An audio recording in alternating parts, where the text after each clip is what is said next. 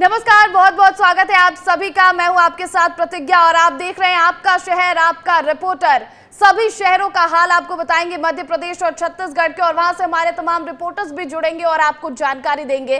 तो चलिए बुलेटिन की शुरुआत करते हैं और बात करते हैं सबसे पहले छत्तीसगढ़ की राजधानी रायपुर की।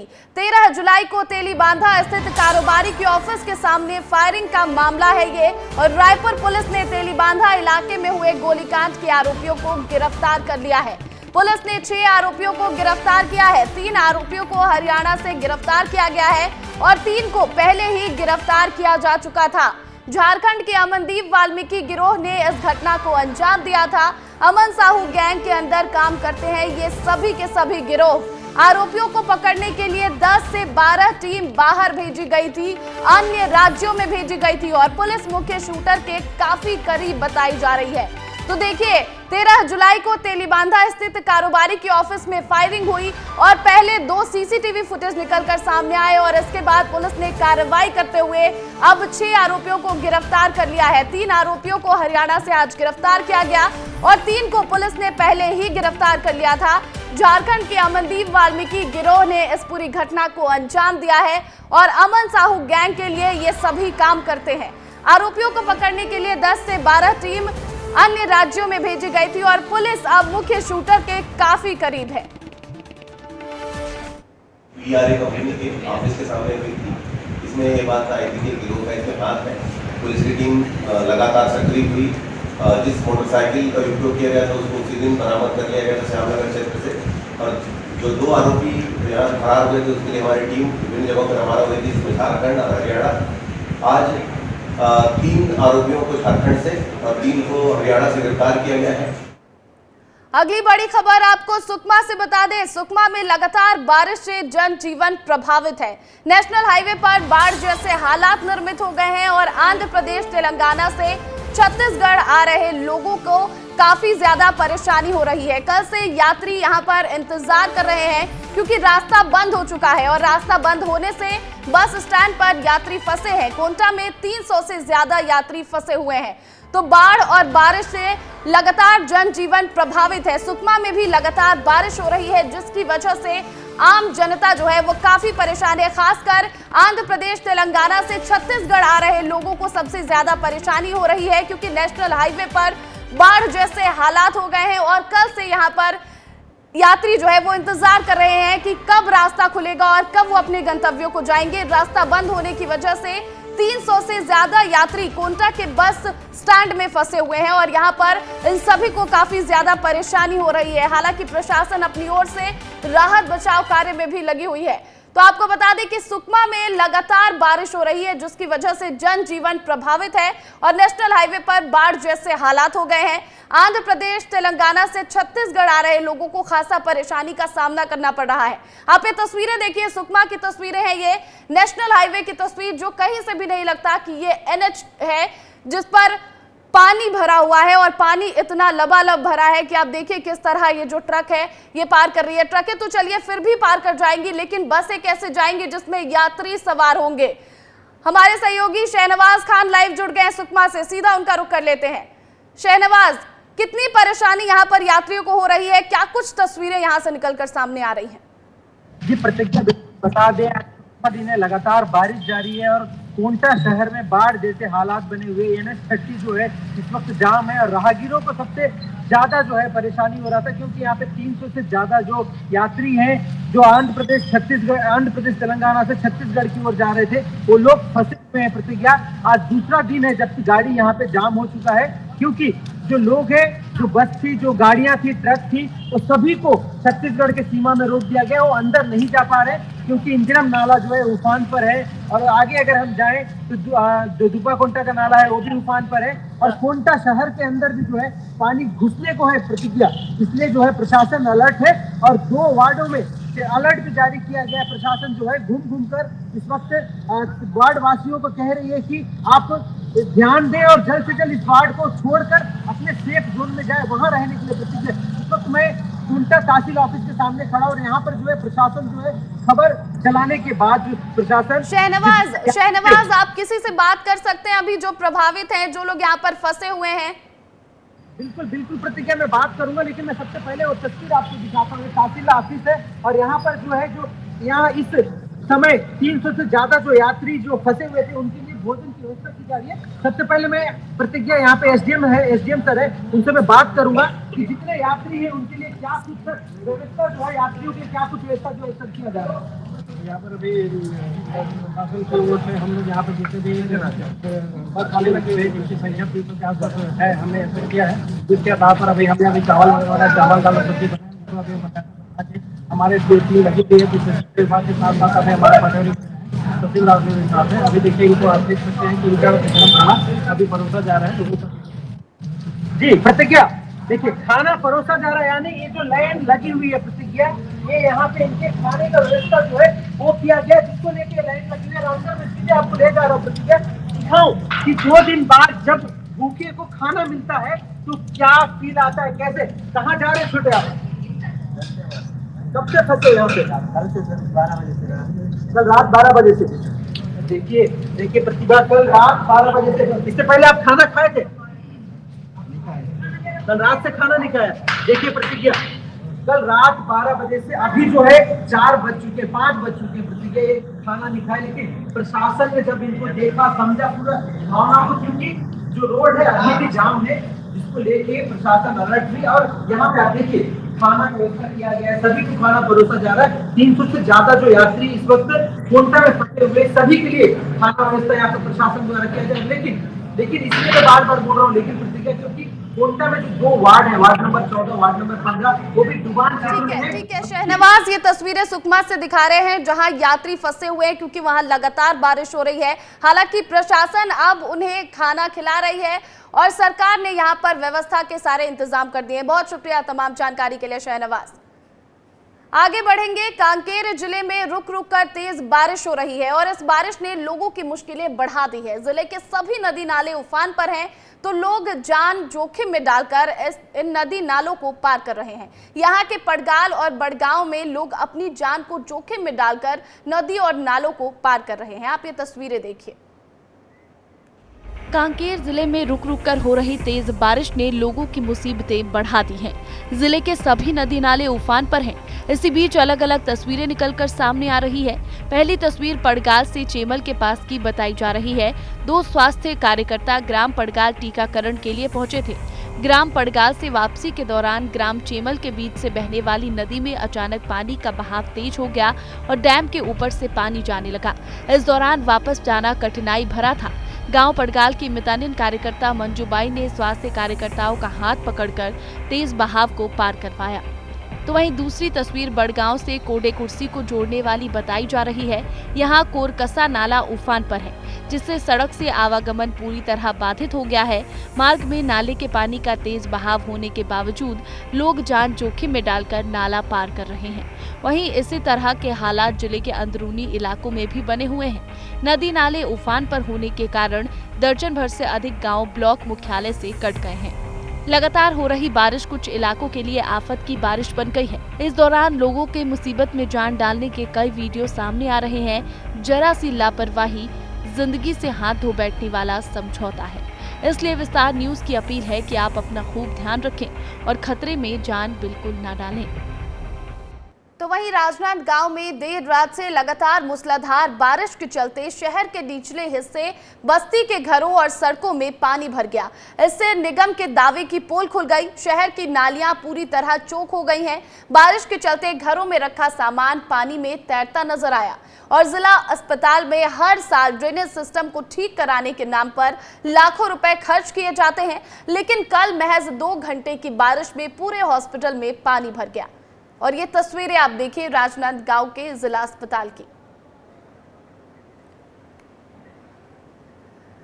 तो वही छत्तीसगढ़ की राजधानी रायपुर में आज बीजेपी जिला कार्य समिति की बैठक आयोजित की गई, जिसमें बीजेपी के कई पदाधिकारी और नेता शामिल हुए। बैठक में लोकसभा चुनाव में मिली जीत के लिए प्रधानमंत्री नरेंद्र मोदी को धन्यवाद दिया गया और इसके साथ ही बैठक में संगठन के कामकाज को विस्तार देने के लिए और संगठन को मजबूत करने के लिए रणनीति तैयार की गई। इस दौरान विस्तार न्यूज से बातचीत करते हुए रायपुर ग्रामीण से विधायक मोतीलाल साहू ने बताया कि छत्तीसगढ़ में होने वाले निकाय चुनाव को लेकर कार्य योजना तैयार की गई है। इसके साथ ही उन्होंने कांग्रेस द्वारा बलौदा बाजार हिंसा को लेकर पुलिस प्रशासन और सरकार पर लगाए गए आरोपों पर भी पलटवार किया है।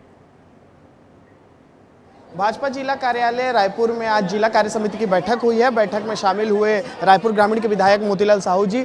बैठक में क्या कुछ आप लोग चर्चा की? ये हमारी व्यवस्था है कि राष्ट्रीय कार्य समिति के बाद प्रदेश कार्य समिति, फिर जिला कार्य समिति, फिर मंडल कार्य समिति की ये नियमित बैठकें हर 3 महीने में होता रहता है। और उसी तारतम्य में जिस प्रकार से जो निर्णय आते हैं राष्ट्रीय कार्य समिति से प्रदेश में आता है, फिर प्रदेश का निर्णय, फिर कार्य समिति का जो विशेष जो है छन करके जो विशेष जो निर्णय लिया जाता है वो जिले में आता है। उसका क्रियान्वयन लगातार राष्ट्रीय से प्रदेश में, प्रदेश से जिले में, जिले से मंडलों में और नीचे बूथों तक हम जाते हैं। ये हमारी भारतीय जनता पार्टी की संगठनात्मक एक प्रक्रिया है और उसी प्रक्रिया के तहत आज जिले कार्य समिति की बैठक हो रहा है। और इसमें तमाम विषयों को लेकर के जो हमने पहले रणनीति तय किया था उसमें कहाँ तक हमने कितना क्रियान्वयन किया है और उसके बाद उसमें विश्लेषण करने के बाद हमें आगामी योजनाओं के बारे में भी चर्चा करते हैं। आखिरी सवाल। और इस खबर पर अधिक जानकारी के साथ अनमोल तिवारी लाइव जुड़ गए, उनका रुख करते हैं सीधा। अनमोल, जो ये बैठक हुई है जिला कार्य समिति की, इस बैठक में क्या कुछ रणनीति बनाई गई है, क्योंकि आने वाले दिनों में वहां पर नगरीय निकाय चुनाव भी है?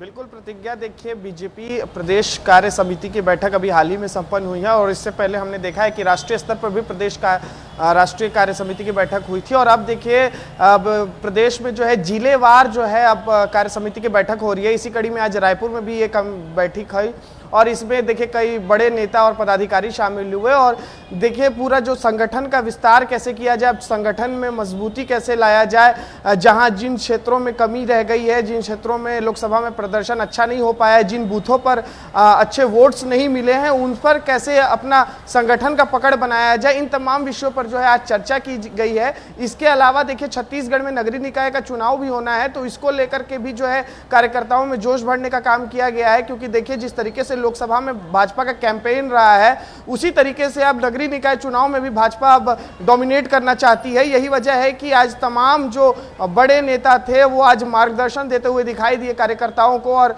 साफ तौर पर संदेश यही था कि नगरीय निकाय चुनाव और पंचायत चुनाव को बहुत ही मजबूती के साथ लड़ना है, क्योंकि देखिए भाजपा हमेशा से जो है बहुत ही मजबूती के साथ चुनाव लड़ते आई है और उनके नेता ये भी कहते हैं कि हम हर एक चुनाव के बाद दूसरे चुनाव की तैयारी में लग जाते हैं। अनमोल यहाँ पर, लेकिन आज बृजमोहन अग्रवाल ने यह भी कहा है कि 500 रुपए सिलेंडर मिलेगा लोगों को।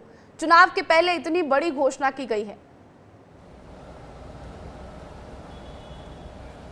बिल्कुल प्रतिज्ञा, देखिए ये भाजपा के घोषणा पत्र में शामिल था। ये उनका एक कह सकते हैं कि वादा था जनता से कि सरकार में आएंगे तो घर गरीब परिवारों में एक जो है एक 500 रुपए में ही सिलेंडर दिया जाएगा और बृजमोहन अग्रवाल ने इसके संकेत दे दिए। उन्होंने कहा है कि नगरीय निकाय चुनाव से पहले जो है ये पूरे छत्तीसगढ़ में ये योजना लागू हो जाएगी जिसमें 500 रुपए में गैस सिलेंडर दिया जाएगा। मुख्यमंत्री से बात भी हो गई है, यहाँ तक कि बृजमोहन अग्रवाल ने बात कही है।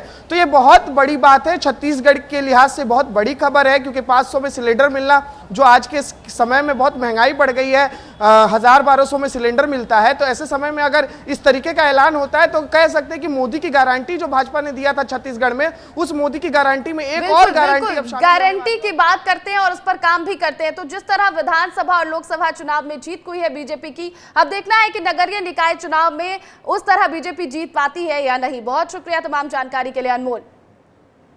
आपको दंतेवाड़ा से इस वक्त की बड़ी खबर बता दें, लगातार बारिश से बाढ़ जैसे हालात हो गए हैं और कई गांवों का जिला मुख्यालय से संपर्क टूट गया है। लोगों के घरों में भी बाढ़ का पानी घुस गया है। तो आपको बड़ी खबर दंतेवाड़ा से बता दें, सुकमा से एक तस्वीर आपको दिखा रहे थे जहां बाढ़ की वजह से कैसे हालात हैं, और ये तस्वीर दंतेवाड़ा की है जहां पर लगातार हो रही बारिश की वजह से बाढ़ जैसे हालात हो गए हैं और कई गांवों का जिला मुख्यालय से संपर्क भी टूट गया है। लोगों के घरों में पानी भर गया है। ये तस्वीरें देखिए, ये तस्वीरें कितनी विचलित करने वाली हैं। जिस तरह से कटाव हो रहा है और पानी का बहाव इतना तेज है कि अगर किसी के घर में ये पानी घुस जाए और वहां पर जो तमाम लोग होंगे तो जरा सोचिए कि कैसे उनके हालात होंगे और कितने सुरक्षित वो लोग होंगे। तो ये दंतेवाड़ा की तस्वीर है जहां पर लगातार हो रही बारिश की वजह से ये तस्वीर निकलकर सामने आई है। हमारे सहयोगी अभिषेक से फोन कॉल पर जुड़ गए हैं। अभिषेक, क्या कुछ तस्वीरें हैं वहां पर, क्योंकि लगातार बारिश हो रही है और घरों में भी बाढ़ का पानी घुस गया है?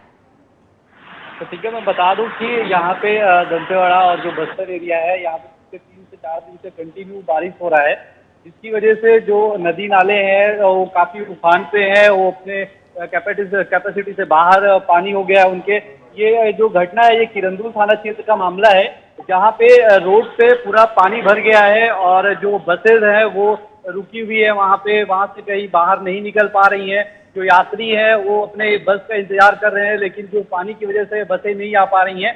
जो वहाँ पे पार्क है, पार्क में पानी भर गया है पूरी तरीके से। किरंदुल के घर में जितने भी घर हैं वहाँ पे पूरी तरीके से पानी भर गया है और वहाँ पे जितना भी प्रशासन जो द्वारा पूरी मेहनत किया जा रहा है कि उसको जल्द से जल्द ठीक किया जाए। और साथ ही घर जो भी लोग हैं उनको ये बोला गया है कि जब तक मौसम ठीक नहीं होता है तब तक आप अपने घर में ही रहें, घर से बाहर ना निकले। लोगों को बचाने के लिए क्या कुछ कार्य किया जा रहा है? इस बाढ़ जो यहाँ पर बाढ़ आ गई है उससे बचाने के लिए, सुरक्षित स्थान पर ले जाने के लिए प्रशासन की तरफ से क्या कुछ किया जा रहा है? रेस्क्यू टीम जो है वो अपने टाइम पे पहुंच गया है और रेस्क्यू टीम जो है जो भी फंसे हुए घर में लोग हैं उनको बाहर निकाल के एक सुरक्षित जगह पे ले जाया जा रहा है, जो कि एक सरकारी स्कूल है।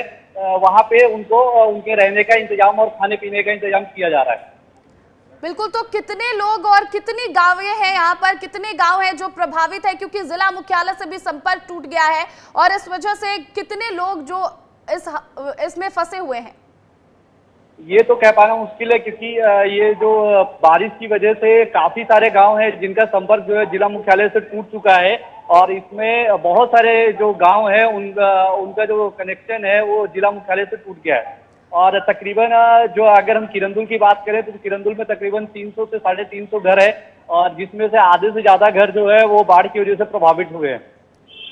अगर हम बात कर ले यहाँ पर जान माल को कितना नुकसान हुआ है, क्योंकि कटाव इन तस्वीरों में सीधे तौर पर देख पा रहे हैं, कटाव जो है पानी का वो बहुत ज्यादा है।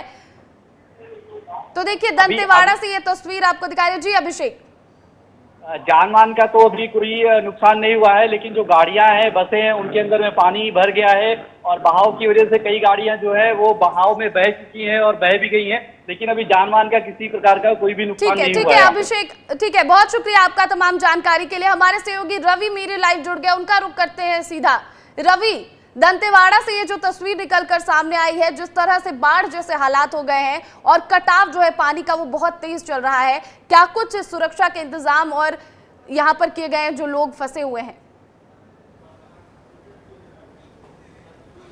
प्रतिज्ञा, सबसे पहले उस जगह के बारे में आपको मैं समझाता हूं, क्योंकि उस जगह को समझना सबसे ज़रूरी है, क्योंकि ये बचेली और किरंदुल का इलाका है जहां पे एनएमडीसी की माइनिंग होती है। पहाड़ छत्तीसगढ़ का दूसरा सबसे ऊंची चोटी माना जाता है बचेली को, बैलाडीला को। तो सोचिए उस पहाड़ी से लगातार बारिश का पानी नीचे आ रहा है और पानी सड़कों के जरिए से जहाँ पे लोग रहते हैं उस इलाके में आ रहा है। पानी का रंग को भी ध्यान रखिए, पानी का रंग जो है वो है लाल रंग, क्योंकि लोहे का माइनिंग होता है ऊपर में एनएमडीसी में का।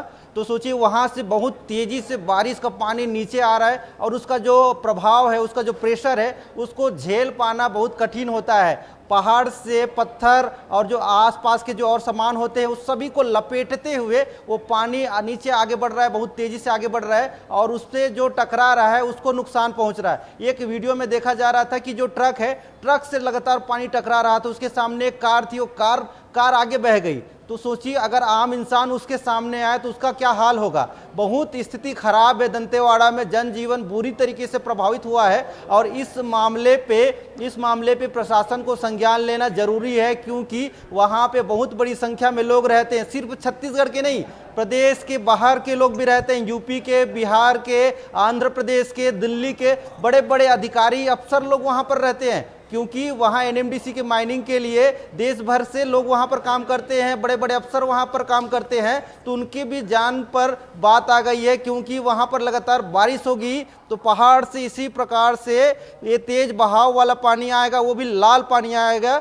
और एक सप्ताह पहले भी हम वहाँ पर पहुँचे थे, जब लाल पानी की तस्वीर हमने दिखाया था हमारे डिजिटल माध्यम में कि लाल पानी कैसे उन लोगों के लिए श्राप की तरह बन गया है, क्योंकि वो लाल पानी दूषित होता है। उस पानी का इस्तेमाल करना बहुत मुश्किल है, अगर इसका इस्तेमाल करें तो हम बीमार पड़ सकते हैं। तो वो उनके लिए, वहाँ के रहने वाले लोगों के लिए बहुत प्रभाव पड़ने वाला है। आज की जो तस्वीर जो सामने आई है प्रतिज्ञा। बिल्कुल रवि, जैसा कि हमारे सहयोगी आशीष भी बता रहे थे कि बहुत सारे गांव ऐसे हैं जिनका जिला मुख्यालय से संपर्क टूट गया है। रवि, क्या कुछ जानकारी आपके पास, क्या जान माल का कोई नुकसान हुआ, इससे जुड़ी कोई खबर है क्या आपके पास?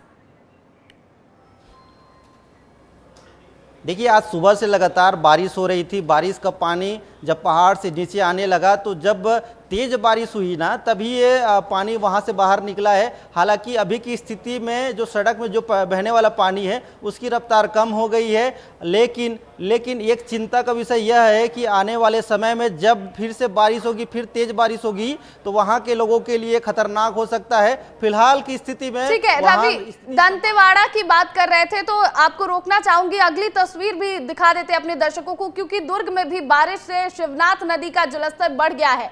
दुर्ग जिले के आसपास के जिलों में लगातार बारिश हो रही है, जिसकी वजह से शिवनाथ नदी का जलस्तर बढ़ गया है।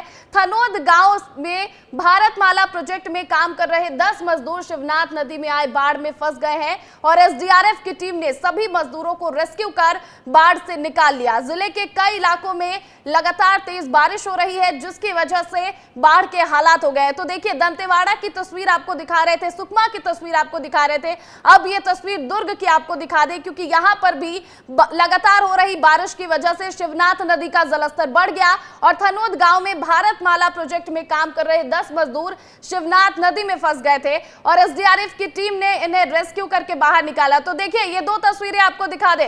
पहली तस्वीर दुर्ग की है, जहां पर जो 10 मजदूर फंसे हुए थे उन्हें रेस्क्यू करके ले जाया जा रहा है। किस तरह से एसडीआरएफ की टीम रेस्क्यू करके ले जा रही है बाढ़ के बीच से। तो वही दूसरी तस्वीर दंतेवाड़ा से है, जहां की तस्वीर लगातार आपको दिखा रहे थे और रवि भी बता रहे थे कि पानी का कलर लाल है, क्योंकि यहां पर माइनिंग होती है और वहां से जो पानी बहकर आ रहा है, कितने कटाव के साथ और कितनी तेज धारा में ये पानी जो है वो बहकर आ रही है। तो ये दो तस्वीरें आपको दिखा दें, एक तस्वीर दुर्ग की और दूसरी तस्वीर दंतेवाड़ा की। तो लगातार हो रही बारिश की वजह से छत्तीसगढ़ के कई जिले बाढ़ की चपेट में है, जिसमें दुर्ग, दंतेवाड़ा, सुकमा, ये सभी वो जिले हैं जो बाढ़ की चपेट में आ गए। शिवनाथ नदी में 10 मजदूर फंस गए थे, जिन्हें एसडीआरएफ की टीम ने बचा लिया है। और दूसरी तस्वीर दंतेवाड़ा की है। हमारे सहयोगी दिलीप दुर्ग से जुड़ गए फोन कॉल पर, उनका रुख करेंगे सीधा। दिलीप, क्या कुछ हालात है वहां पर, क्योंकि जो तस्वीरें निकल कर आ रही हैं, बाढ़ जैसे हालात बन गए हैं, लोग जो है वो फंसे हुए थे और उन्हें बचाया गया है, और क्या कुछ हालात? देखिए, छत्तीसगढ़ मौसम विभाग ने तकरीबन 1 दर्जन से ज्यादा जिलों में येलो अलर्ट जारी किया है। वही वजह है कि दुर्ग संभाग के सभी जिलों में यह अलर्ट जारी है और जो पिछले 2 दिनों से जो शिवनाथ नदी का जलस्तर घटा हुआ था वो अचानक बढ़ गया है। अचानक बढ़ने की वजह से लोगों को पता नहीं था कि बारिश की वजह से जलस्तर बढ़ेगा शिवनाथ नदी में। यही वजह है कि भारतमाला प्रोजेक्ट के तहत जो काम कर रहे थे थनोद गांव में मजदूर, 10 मजदूर, वह अचानक आई बाढ़ से फंस गए थे, जिसे रेस्क्यू करके एसडीआरएफ की टीम ने सुरक्षित वहां से निकाला है। आसपास के जिलों सहित दुर्ग में भी अभी लगातार बारिश हो रही है। बारिश बहुत तेज है, क्योंकि पिछले कई दिनों से दुर्ग संभाग में बारिश नहीं हुई थी, लेकिन अभी बारिश होने की वजह से किसानों के चेहरे जरूर खिले होंगे, क्योंकि कई इलाकों में लेकिन सूखा था। दिलीप, ये जो बाढ़ जैसे हालात है, कितने गांव प्रभावित है इसमें, कितने घर प्रभावित हैं और किस तरह से यहाँ पर राहत बचाव कार्य किया जा रहा है? देखिए, शिवनाथ नदी से लगे हुए कई ऐसे गांव हैं जो अभी हालात अभी बाढ़ की स्थिति नहीं है, लेकिन यही है कि आने वाले समय में वह स्थिति बाढ़ की स्थिति होगी, निचले इलाकों में पानी भरेगा। तो इसको लेकर जो प्रशासन है अलर्ट मोड पर है, एसडीआरएफ भी अलर्ट मोड पर है और जहां जहां अब बारिश तेज होने लगी है, शिवनाथ नदी का जलस्तर बढ़ने लगा है, तो आसपास के गाँव को भी मुनादी कराई जाएगी कि आप गांव छोड़कर खाली करें, और क्योंकि जल स्तर शिवनाथ नदी का बढ़ रहा है। तो कुल मिला के ये कहें कि आने वाले दिनों में यह शिवनाथ नदी का जल स्तर और ज्यादा बढ़ जाएगा और आसपास के इलाकों सहित जिले के सभी इलाकों में बारिश तबाही मचा सकती है, क्योंकि अभी जो हालात है पिछले कुछ घंटों में ही ये बारिश हुई है और इस तरह से बाढ़ की ठीक है, बहुत शुक्रिया दिलीप तमाम जानकारी के लिए आपका। और हमारे सहयोगी रवि मीरी भी जुड़े हुए, उनका रुख करूंगी मैं सीधा। रवि, जिस तरह से बार बार ये कहा जा रहा था कि छत्तीसगढ़ में कम बारिश हुई है, लेकिन अब जब लगातार बारिश हो रही है तो कई जिलों में बाढ़ जैसे हालात हो गए हैं। देखिए, ओवरऑल समझा जाए तो छत्तीसगढ़ में दो प्रमुख नदियां हैं। एक महानदी जो कि छत्तीसगढ़ के मध्य हिस्से को ही लेकर चलती है, और महानदी में जल स्तर बढ़ता है तो मध्य छत्तीसगढ़ के आसपास जो नदी के किनारे आसपास जो जिले हैं उन जिलों में जो बाढ़ का खतरा बढ़ जाता है। और हमने देखा था कि गरियाबंद में बाढ़ की स्थिति बनी, उसके बाद अब देखिए वो शिफ्ट हो गया है दुर्ग में। तो आने वाले समय में जो महानदी के किनारे में जितने भी जिले हैं उन जिलों के लिए अलर्ट की स्थिति रहेगी, क्योंकि उन जिलों में बाढ़ की स्थिति बन सकती है। आसपास में जो गांव वाले रहते हैं उनके घरों तक पानी पहुंच सकता है। और दूसरी बात यह है कि जो बस्तर की बात करें तो बस्तर में इंद्रावती सबसे बड़ी नदी है, और इंद्रावती नदी में जब बाढ़ आता है तो आसपास के सभी जिलों को चपेट में लेता है। और सुकमा ही नहीं, दंतेवाड़ा और इसके अलावा जगदलपुर के आसपास बीजापुर, इन सभी जिलों में उसका असर देखने को मिलेगा। और महानदी में सबसे बड़ी सहायक नदी रहती है वो है शिवनाथ। तो शिवनाथ नदी में जल स्तर बढ़ा है तो उसका असर पूरे छत्तीसगढ़ में देखने को मिलेगा, पूरे मध्य छत्तीसगढ़ में देखने को मिलेगा। बिल्कुल रवि, अब जो ये तस्वीरें निकल कर आ रही हैं अलग अलग जिलों से, प्रशासन कितनी अलर्ट है, सरकार की कितनी तैयारी है राहत बचाव कार्य को लेकर? देखिए, प्रशासन की तरफ से सभी जिलों में एसडीआरएफ की टीम को अलर्ट कर दिया गया है कि जहां भी बाढ़ की स्थिति नजर आती है या उससे पहले ही वहां पर पहुंचा जाए और आसपास के ग्रामीणों को बाढ़ की स्थिति से बचाने के लिए, उनको खाली कराने के लिए अलर्ट जारी किया जा चुका है। और साथ ही साथ मौसम विभाग भी समय से पहले लगातार अलर्ट जारी कर रहा है कि किन किन जिलों में आज बारिश हो सकती है, कल बारिश हो सकती है। तो प्रशासन की तैयारी जो है वो देखने को मिल रही है, और प्रशासन ने कह दिया है कि अलर्ट पे रहिए और अलर्ट पे रहना जरूरी है, क्योंकि छत्तीसगढ़ में अब तेज बारिश होने लगी है। प्रतिज्ञा, बहुत शुक्रिया रवि तमाम जानकारी के लिए आपका। तो देखिए, छत्तीसगढ़ के कई जिलों में बाढ़ और बारिश की वजह से बाढ़ जैसे हालात हो गए हैं, राहत बचाव कार्य भी लगातार जारी है। तो वहीं आपको बता दें कि जब बारिश हो रही है लगातार और बाढ़ जैसे हालात हैं, तो ऐसे में जो बाढ़ और बारिश की वजह से बीमारियां होती हैं, मलेरिया हो, डेंगू हो, डायरिया हो, इसका प्रकोप भी देखने को मिलता है। बात कर लेते हैं बिलासपुर की, क्योंकि यहां पर कलेक्टर अवनीश शरण के निर्देश पर स्कूली बच्चों ने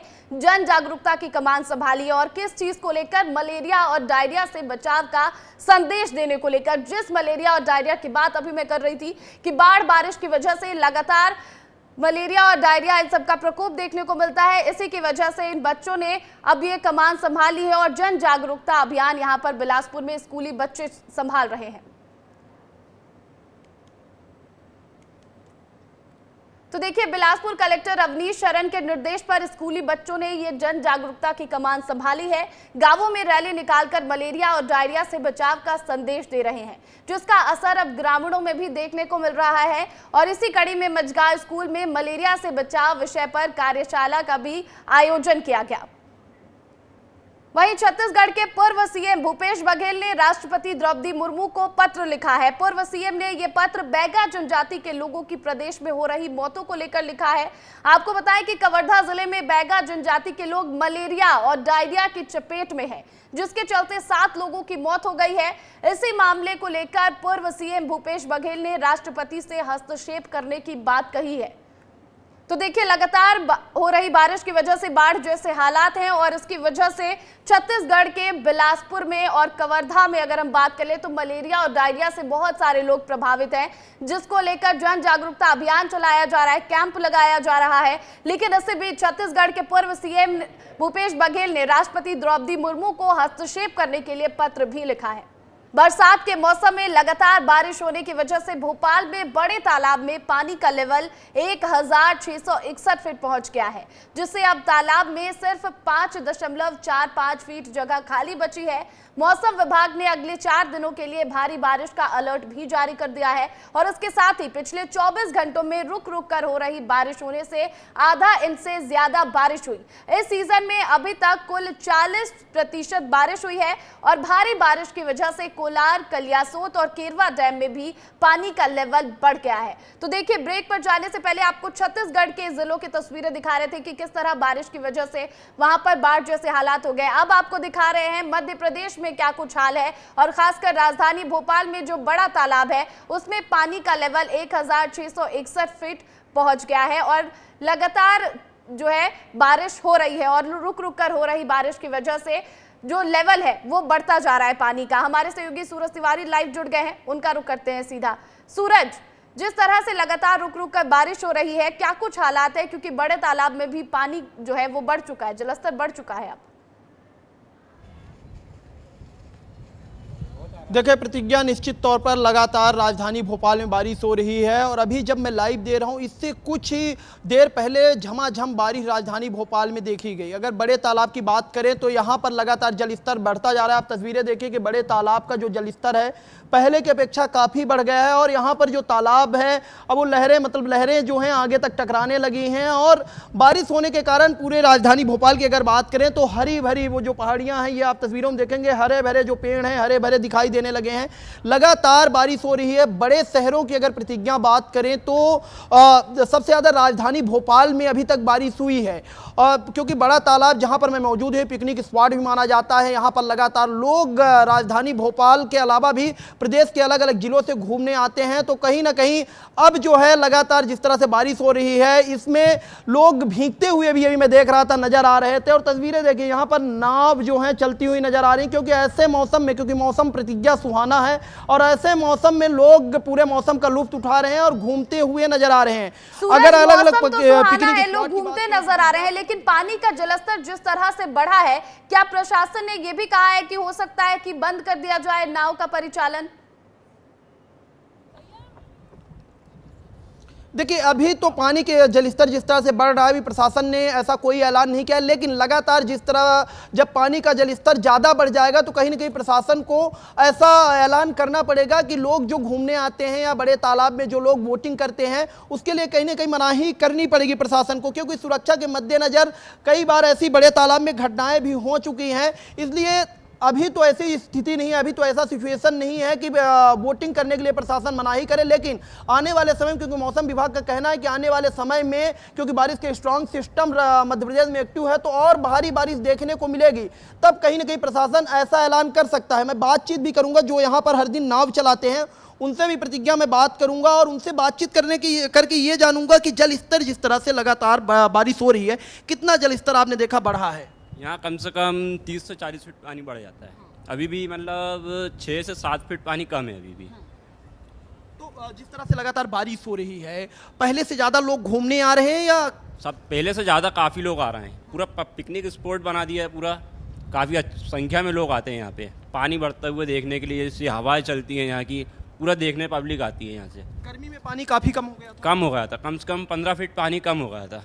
पानी जलस्तर कितना बढ़ जाता है तब बोटिंग के लिए प्रशासन मना करता है? कितना जलस्तर? ये अभी तो 6-7 फीट पानी कम है। थोड़ा लहरें जो हवा वगैरह तेज हो जाती हैं तो प्रशासन पूरी तरह से रोक लगा देता है। निश्चित तौर पर प्रतिज्ञा भी ये जो बता रहे हैं और वाकई अभी लगभग 5 फीट इसका जो जलस्तर है कम है। जब जलस्तर 5 फीट और ज़्यादा हो जाएगा तो प्रशासन रोक लगाता है। कहीं ना कहीं अब ज़्यादा जो ये बता रहे हैं, क्योंकि हर दिन यहाँ बोटिंग करते हैं, नाव चलाते हैं, ये बता रहे हैं। तो बारिश के मौसम में मध्य प्रदेश में खासकर भोपाल में पर्यटक ज्यादा आते हैं क्योंकि यहाँ पर जो तस्वीरें हैं वो बेहद खूबसूरत नजर आती है मौसम सुहाना जब होता है तो। लेकिन यहाँ पर जैसा कि बता रहे हैं कि 5 फीट अगर और पानी बढ़ जाता है तो बोटिंग पर रोक लगा दी जाएगी। बहुत बहुत शुक्रिया तमाम जानकारी के लिए सूरज आपका।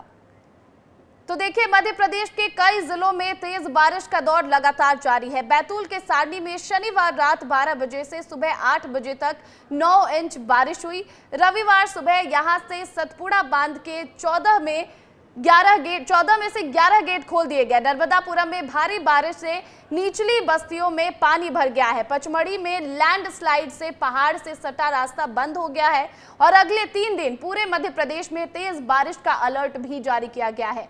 इंदौर समेत कुल 31 जिलों में तेज पानी गिरने का अलर्ट है।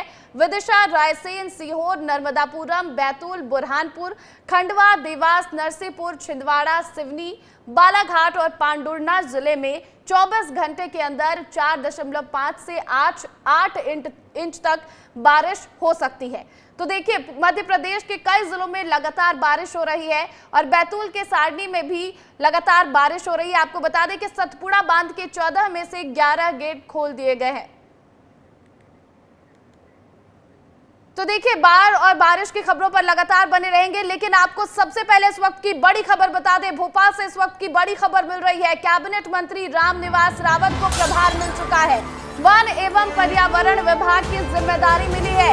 पहले मंत्री नागर सिंह चौहान संभाल रहे थे ये विभाग और अब नागर सिंह के पास अनुसूचित जाति कल्याण विभाग है और मंत्री पद की शपथ लेने के लिए 21 दिन बाद मिला है विभाग।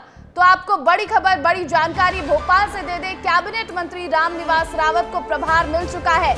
ये जो खबरें थी, लगातार ये सवाल बन रहा था कि आखिर रामनिवास रावत ने शपथ ले लिया है लेकिन अब तक इन्हें कोई विभाग क्यों नहीं दिया जा रहा है शपथ लेने के इतने दिनों बाद भी। तो आपको बता दें कि अब रामनिवास रावत को विभाग मिल चुका है। वन एवं पर्यावरण विभाग की इन्हें जिम्मेदारी मिली है। पहले इनके पास नागर सिंह चौहान के पास पहले यह विभाग था, लेकिन अब नागर सिंह के पास अनुसूचित जाति कल्याण विभाग है। आपको बता दें कि रामनिवास रावत जो कि कांग्रेस से बीजेपी में आए थे और उन्होंने शपथ ग्रहण किया था मंत्री पद के लिए और अब इन्हें विभाग भी मिल चुका है। हमारे सहयोगी श्याम सिंह तोमर अधिक जानकारी के साथ जुड़ गए हैं, उनका रुख करते हैं सीधा। श्याम, जिस तरह से लगातार ये सवाल उठ रहे थे कि रामनिवास रावत को कोई विभाग नहीं मिल रहा, कब तक ये जिम्मेदारी मिलेगी, अब इन्हें वन एवं पर्यावरण विभाग की जिम्मेदारी मिली है। देखिए, वाकई में बहुत महत्वपूर्ण विभाग है वन एवं पर्यावरण। मध्य प्रदेश की अगर बात करें तो एक बड़ा वन क्षेत्र जो है पूरे देश में सबसे ज्यादा कहीं है तो वन क्षेत्र मध्य प्रदेश के पास में है, तो बहुत महत्वपूर्ण विभाग है। इसी से जनजातियों का भी लगाव जुड़ाव रहता है, इसलिए और भी महत्वपूर्ण हो जाता है। दूसरे बड़ा अजब संयोग है, 21 दिन बाद 21 का आंकड़ा है, गुरु पूर्णिमा है, इसके अलावा रविवार है, तो ये तमाम संयोग भी देखने को मिल रहे हैं कि उनको जो जिम्मेदारी मिली है, जो घोषणा हुई है, वो इस तरह के संयोगों के बीच हुई है। बिल्कुल, वहीं बात करें अगर नागर सिंह चौहान की, तो पहले उनके पास ये विभाग था, अब उन्हें अनुसूचित जाति कल्याण विभाग दे दिया गया है। श्याम,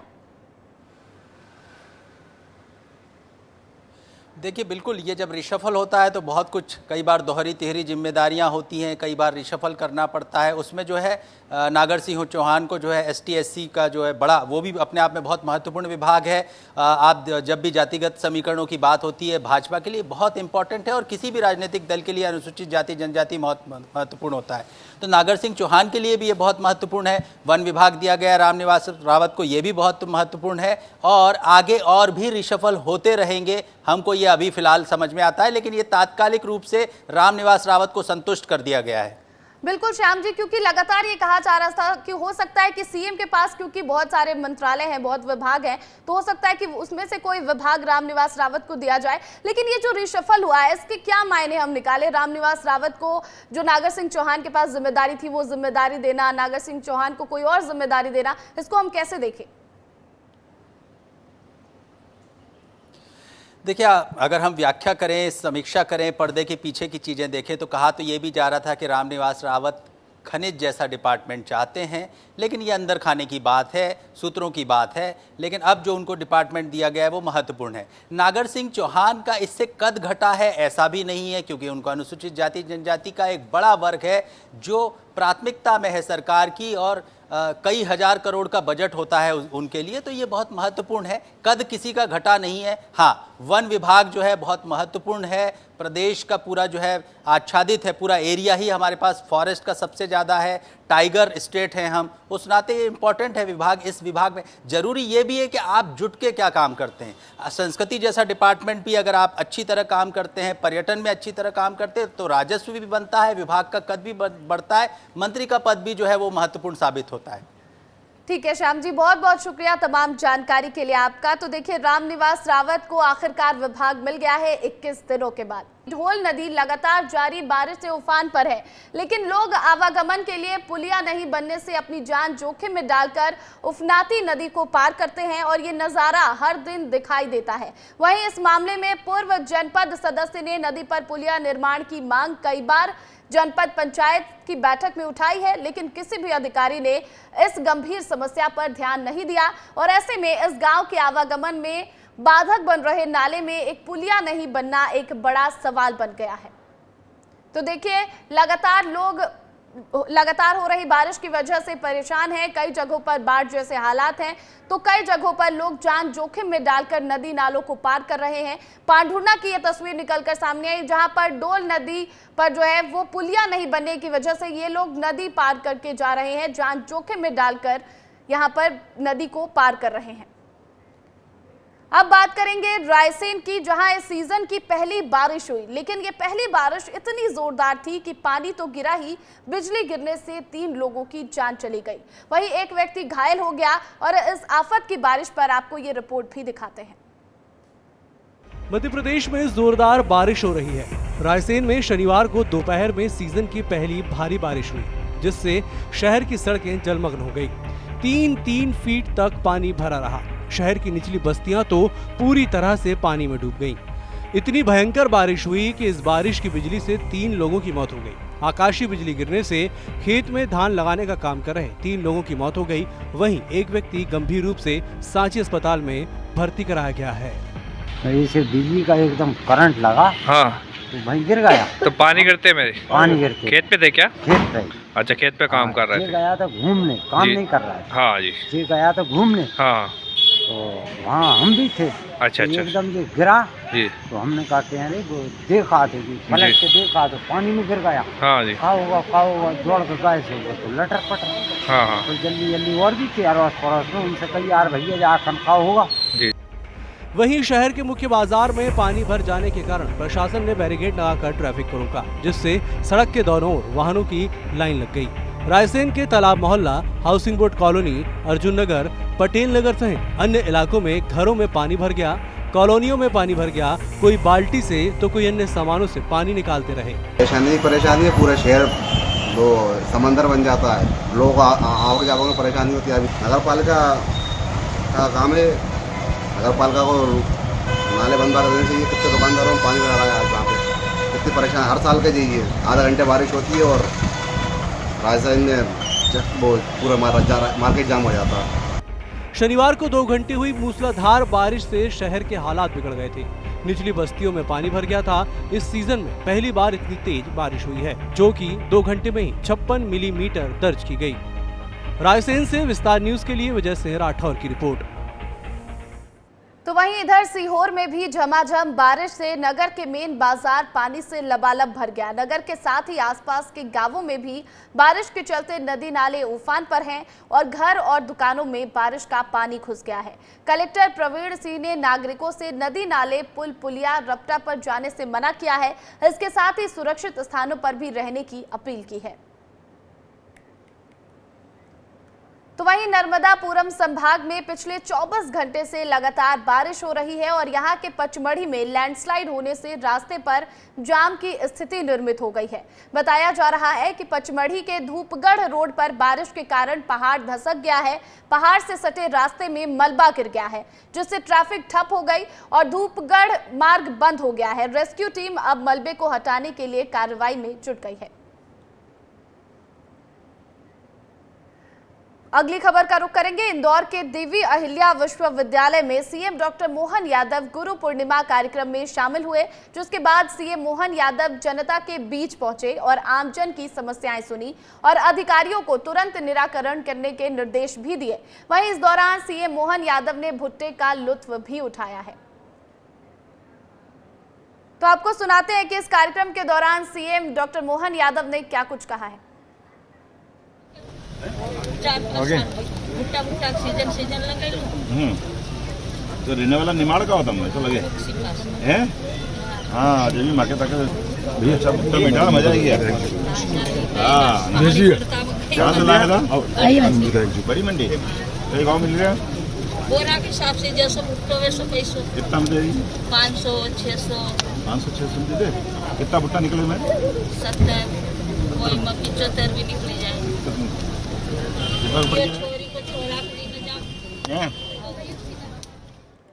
तो वहीं मुरैना से बदहाल शिक्षा व्यवस्था की तस्वीरें निकलकर सामने आई हैं, जहां स्कूल में बच्चे तो पहुंचते हैं, शिक्षक भी समय पर आ जाते हैं, पर स्कूल में क्लास कभी नहीं लगती।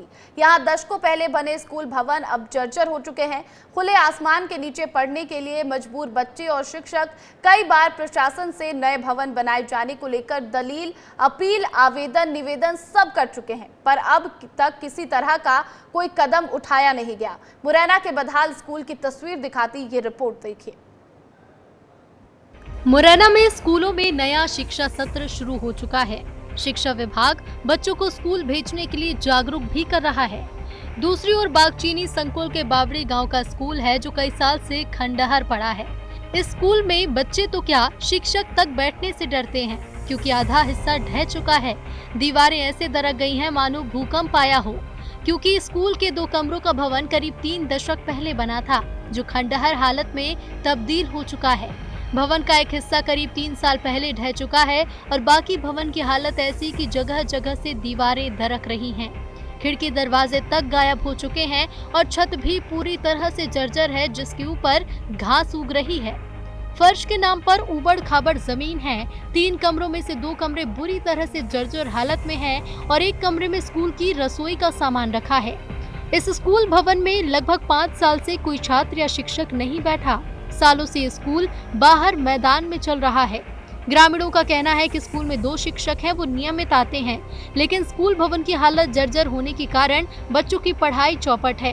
ग्रामीणों के अनुसार बावड़ी गांव के प्राइमरी स्कूल में कक्षा 1 से 5वीं तक 60 से ज्यादा बच्चों के नाम दर्ज हैं और इसमें से आधे बच्चे भी नियमित स्कूल नहीं आते क्योंकि बच्चों के पालकों को हमेशा स्कूल भवन के कारण हादसे का डर सताता है। तो किस तरीके से इसमें बच्चे पढ़ते हैं? परेशानी आती है बच्चों के लिए, घाम आ जाती है, बरसात होती है, छुट्टी हो जाती है। तो कितने बच्चे हैं इस स्कूल में? बच्चे करीबन होंगे 100-150 बच्चे करीबन होंगे, आराम से होंगे इतने। तो कमरा जर्जर स्थिति में कमरा नहीं है, दिक्कत आती है। मवेशी ने गोबर कर देती है, पेशाब कर देती है, टूटे फटे कमरे हैं। तो कितने कमरे बने? कमरा तो एक ही कमरा है, उसी में दरवाजा नहीं है, गेट नहीं है, कुछ भी नहीं है। गिर का बिल्कुल फट गया, वो तो गिरेगा, बरसात में गिर सकता है, बच्चे के भी लग सकती है कांच के। बावड़ी गांव के स्कूल का भवन जर्जर है और बाहर मैदान ऐसा कि कहीं भी छायादार पेड़ ही नहीं है। स्कूल भवन के आगे बबूल का एक पेड़ लगा है जिससे सटाकर ब्लैक बोर्ड को रखकर बच्चों को जमीन पर बिठाकर पढ़ाई हो पाती है। जब भी बारिश होती है, गर्मियों में लू चलती है या फिर सर्दियों में कड़ाके की ठंड होती है, तब स्कूल की छुट्टी कर दी जाती है। कई दिन तक इस स्कूल में पढ़ाई नहीं हो पाती और दूसरी ओर शिक्षा विभाग के अफसरों का तर्क है कि इस स्कूल की मरम्मत के लिए बजट की मांग की है, लेकिन शासन से अभी तक बजट नहीं मिला। कई बार शिकायत करी है, अधिकारियों से की है, वो कहते देखा बनेगा, आपका मंजूर हो रहा है, जो हो रहा है वो हो रहा है। टाल मटाली कर 4-5 साल से चल रहा है। बावड़ी गांव के स्कूल में सुविधाओं के नाम पर कुछ भी नहीं है। ये स्कूल ऐसा है जहां शौचालय तक नहीं है, इसीलिए शिक्षक और बच्चे खुले में टॉयलेट जाने को मजबूर हैं। पीने के पानी के लिए न टंकी है, न हैंडपंप है, न ही कोई बोर, और ऐसे में पीने के पानी के लिए परेशानी है। अधिकांश बच्चे और शिक्षक घर से पानी की बोतल लेकर आते हैं। किसी बच्चे की बोतल का पानी खत्म हो जाए तो पानी के लिए फिर घर जाना पड़ता है। स्थानीय ग्रामीणों ने बताया कि नए स्कूल भवन और पानी की सुविधा के लिए कईयों बार पंचायत के सरपंच से लेकर जनपद तक में आवेदन दे चुके हैं, लेकिन इस ओर कोई भी ध्यान नहीं दिया जा रहा। और इस खबर पर अधिक जानकारी के साथ मनोज उपाध्याय हमारे साथ लाइव जुड़ गए, उनका रुख करेंगे सीधा। मनोज जी, जिस तरह से यहाँ पर जो ग्रामीण हैं वो उनका कहना है कि कई तरह से निवेदन देकर देख लिया, बच्चे और शिक्षक तो आते हैं लेकिन स्कूल भवन इतना जर्जर क्यों है? अधिकारियों का क्या कुछ कहना है इस पर? जी, प्रतिज्ञा बिल्कुल बताना चाहूंगा। जोरा जो ब्लॉक है इसमें ये बावड़ी स्कूल नहीं है, ऐसे 30 स्कूल हैं जो भवन विहीन है, जहां बच्चों के भविष्य के साथ बिल्कुल सरकार खिलवाड़ कर रही है। बच्चों का भविष्य चौपट हो रहा है। जो आर्थिक रूप से मजबूत है वह बच्चे तो स्कूल जा रहे हैं, लेकिन जो आर्थिक रूप से कमजोर बच्चे हैं वो स्कूल नहीं जा पा रहे हैं। जैसे बावड़ी गांव की बिल्डिंग में जब विस्तार निधि की टीम पहुंची तो ग्रामीणों ने अंदर जाने से मना किया कि सर अंदर मत जाओ, नहीं दीवार ढह जाएगी, आपके चोट आ जाएगी। जब हम विस्तार निधि की टीम वहां पहुंची तो मेरी भी रूह कांप गई देखकर इस जर्जर हालत में बच्चे किस तरीके से इसमें जाते होंगे। जो स्कूल का पढ़ाने का सामान है, रसोईया का सामान भी, एक कमरा था जिसमें गेट नहीं थे, दरवा और खिड़की नहीं थी, उसमें रखा हुआ था। बच्चे या शिक्षक कभी न कभी तो उसमें निकालने के लिए जाते होंगे या रसोईया खाना बनाने के लिए जाते होंगे। अब उम्मीद है कि इस रिपोर्ट को देखने के बाद प्रशासन की नींद टूटेगी और यहाँ पर स्कूल भवन बनाकर बच्चों को दिया जाएगा। बहुत शुक्रिया मनोज जी तमाम जानकारी के लिए आपका। वहीं देखिए 23 जुलाई को मोदी सरकार के तीसरे कार्यकाल का पहला बजट आने वाला है और इस दिन निर्मला सीतारमण भी इतिहास रचेंगी और वो लगातार 7वीं बार बजट पेश करने वाली पहली महिला वित्त मंत्री बनेंगी। 23 जुलाई का दिन खास रहेगा। विस्तार न्यूज आपको बजट से जुड़ी महा कवरेज दिखाएगा और आपके सवालों का जवाब भी देने की पूरी कोशिश करेगा। फिलहाल आपको दिखाते हैं कि इस बार के बजट से आम जनता को क्या कुछ उम्मीदें हैं। पहले सुनिए मोदी सरकार के बजट से जनता क्या चाहती है। बजट को लेकर आशाएं काफ़ी है, क्योंकि वर्तमान समय में महंगाई का दौर चरम पर जा रहा है। ऐसा लगता भी है कि सब्जियों से लेकर किराने तक की जो रोज़मर्रा की आवश्यकताएं है वो काफ़ी महंगी हो गई और आम लोगों को इससे बहुत परेशानी हो रही है। महंगाई को ध्यान में रखना चाहिए। आज अगर सब्जी बनाने बैठते हैं तो आज टमाटर देखो 100 रुपये किलो है। इंसान लाएगा क्या, खाएगा क्या 1 किलो में, है कि नहीं। और फिर प्याज देखो, प्याज की महंगाई कितनी बड़ी है। या फिर सरकार को बोले कि जो अपनी लाडली बहना जो वो राशि दे रहे हैं उसको बढ़ा दे, या फिर जो पढ़ी लिखी महिलाएं जो है घर में बैठी खाली, उनके लिए जैसे रोजगार निकाले ताकि वो पढ़ी लिखी महिलाएं जो है थोड़ा सा वो भी कमाएं, तो दोनों मिलके बजट बराबर हो। हमें पूरी उम्मीद है कि किसानों के हित में मोदी जी और सम्मानीय शिवराज सिंह जी मिलकर के बहुत बढ़िया बजट पेश करेंगे।